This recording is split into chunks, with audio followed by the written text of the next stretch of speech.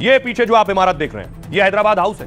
कभी निजाम का status symbol हुआ करता था, हैदराबाद के निजाम का, उन्हीं की बनवाई इमारत है ये हैदराबाद हाउस। दिल्ली का ये शाही महल अब कूटनीति का केंद्र बन गया है।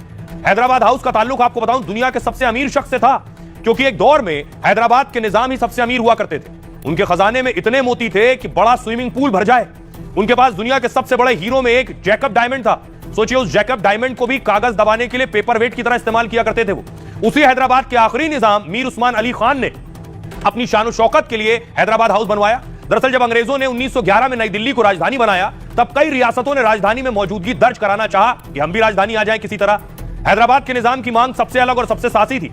निजाम उनकी शान और प्रतिष्ठा के मुताबिक जगह चाहते थे, यानी वो चाहते थे कि उनका महल उस वक्त के गवर्नर जो होते थे अंग्रेजों के वायसराय हाउस के पास बना हो, उनका भी घर।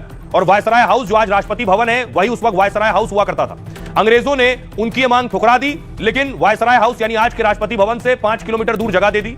इसी किंग्सवे पर निजाम ने 1920 के दशक में आलीशान महल बनवाया, और उस वक्त वायसराय हाउस को छोड़ हैदराबाद हाउस सबसे भव्य हुआ करता था, जिसे बनाने में के करीब 170 करोड़ रुपए खर्च हुए। और वास्तुकार एडविन लुटियंस ने 36 कमरों वाला यह महल बनाया, जो 1948 में भारत और 1974 से विदेश मंत्रालय के अधीन है। इसमें bill Clinton, Bush, Obama, Putin और जिनपिंग आ चुके हैं। और सोचिए, ये वही हैदराबाद हाउस है जहां आज पीएम मोदी और पुतिन मिले हैं। और जिस बात की उम्मीद दुनिया कर रही थी और प्रधानमंत्री नरेंद्र मोदी की तरफ उसी निगाहों से देख रही थी, पीएम ने फिर रूस यूक्रेन जंग की बात कर दी पुतिन से। पूरी दुनिया, खासतौर से अमेरिका, फ्रांस, यूरोपीय देश ये चाह रहे थे कि मोदी ही है जो पुतिन से बात कर सकते हैं जंग पर, हम तो करके थक गए।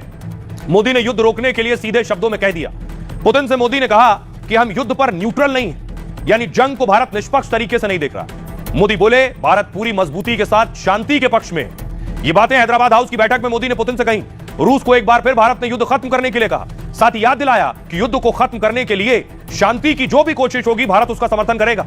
मोदी बोले, शांति के रास्ते ही सबका कल्याण हो सकता है। मोदी ने कहा, यूक्रेन संकट के बाद से हम लगातार चर्चा कर रहे हैं। इस दौरान रूस ने भारत को दी जानकारी का मोदी ने जिक्र किया। उन्होंने कहा, आपने सच्चे मित्र की तरह हमें हर बात बताई है। मोदी बोले, मेरा मानना है कि विश्वास एक बहुत बड़ी ताकत है।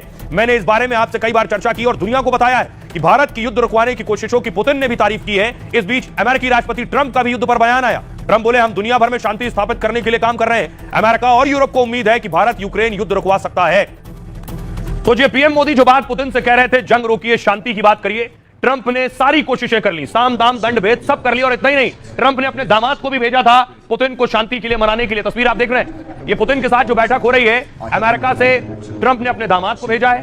अमेरिका से ट्रंप ने अपने एक बहुत करीबी दोस्त जो रियल एस्टेट कारोबारी, उन्हें भेजा है पुतिन को शांति के लिए मनाने के लिए।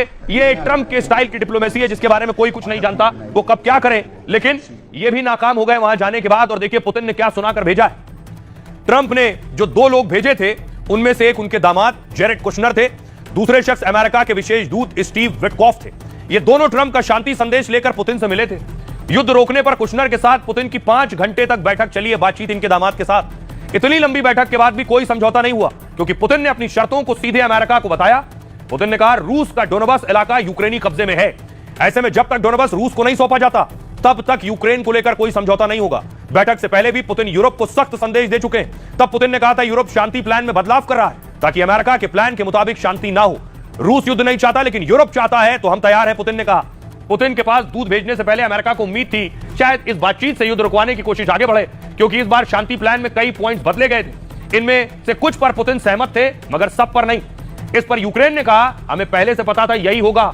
यूक्रेनी राष्ट्रपति ज़ेलेंस्की ने कहा, यूएस बताएगा बैठक में क्या हुआ, इसके बाद यूक्रेन अपनी अगली रणनीति तय करेगा।